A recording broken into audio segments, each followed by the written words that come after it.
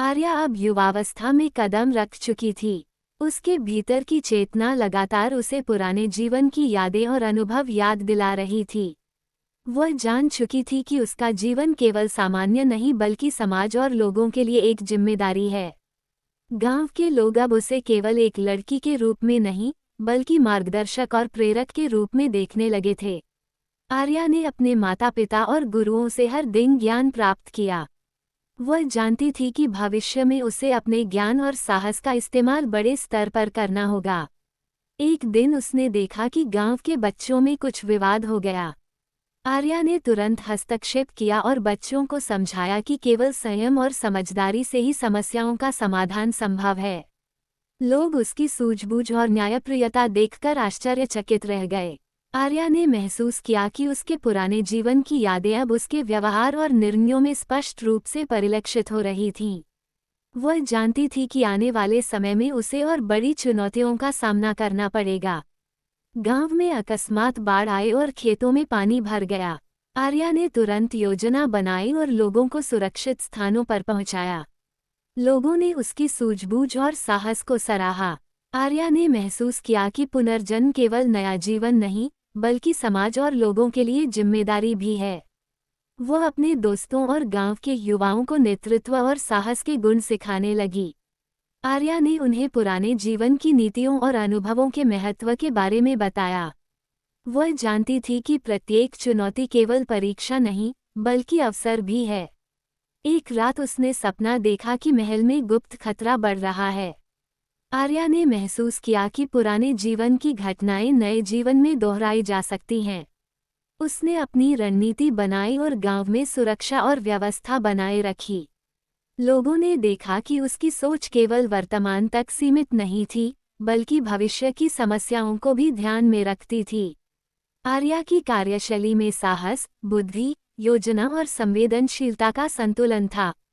वह जान चुकी थी कि सच्चा नेतृत्व केवल शक्ति या बाहरी कौशल से नहीं आता, बल्कि समझ, धैर्य और न्यायप्रियता से आता है।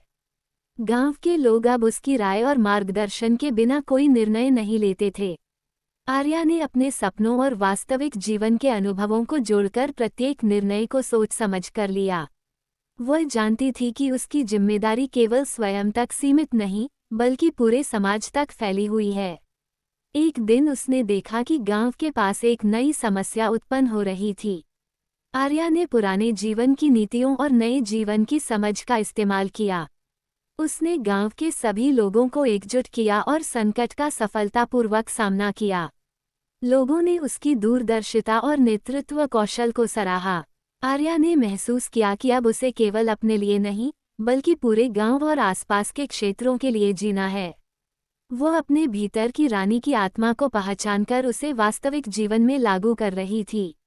आर्या ने जान लिया कि पुनर्जन्म केवल एक नई शुरुआत नहीं, बल्कि समाज में बदलाव लाने का अवसर भी है। उसने अपने जीवन को इस जिम्मेदारी के अनुसार ढालना शुरू किया। गांव के लोग अब उसे केवल एक सामान्य लड़की नहीं, बल्कि प्रेरक और मार्गदर्शक मानते थे। आर्या ने अपने सपनों में महल की गलियों, दरबारियों और पुरानी रानी की जिम्मेदारियों को दोबारा महसूस किया।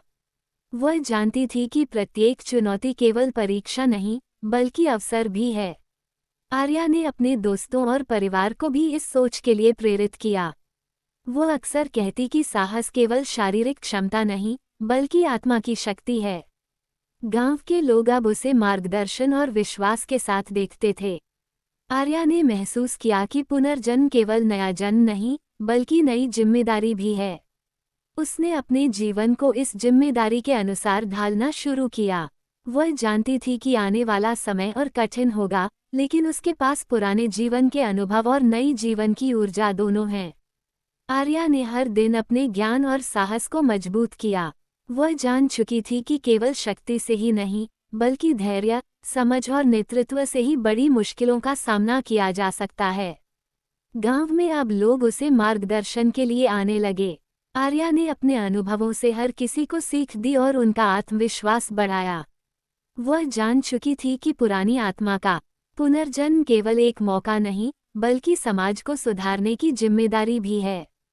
आर्या ने अपने सपनों में महल की गलियों, दरबारियों और रानी की जिम्मेदारियों को दोबारा महसूस किया। वह जानती थी कि उसे अपने जीवन में न्याय, साहस और दया के सिद्धांतों को जीवित रखना है। आर्या ने अपने भीतर की शक्ति से सभी कठिनाइयों का सामना करना शुरू कर दिया। गांव के लोग उसकी काबिलियत और साहस देखकर चकित रह गए। आर्या ने महसूस किया कि अब उसका जीवन केवल व्यक्तिगत नहीं, बल्कि सामाजिक और नैतिक जिम्मेदारियों से भरा है। वह अपने अंदर की रानी को पहचानकर आगे बढ़ रही थी। आर्या की कहानी अब गांव और आसपास के क्षेत्रों में सुनाई जाने लगी। वह जान चुकी थी कि पुनर्जन्म केवल शारीरिक परिवर्तन नहीं, बल्कि आत्मा की यात्रा और समाज की भलाई के लिए अवसर भी है। आर्या ने अपने जीवन को पूरी तरह से इस उद्देश्य के लिए समर्पित कर दिया। उसकी आंखों में अब विश्वास, धैर्य और नेतृत्व की चमक थी। लोगों ने महसूस किया कि एक नई रानी का उदय हो चुका है। आर्या ने महल की यादों को अपने दिल में सुरक्षित रखा और नए जीवन में उन्हें साकार करने का संकल्प लिया। वह जान चुकी थी कि समय और परिस्थितियां चाहे जैसी भी हों, साहस और बुद्धि हमेशा मार्गदर्शन करेंगे। आर्या की कहानी अब सिर्फ उसका नहीं, बल्कि सभी के लिए प्रेरणा बन चुकी थी। वह अपने नए जीवन में पुराने जीवन की विरासत को संजोते हुए आगे बढ़ रही थी।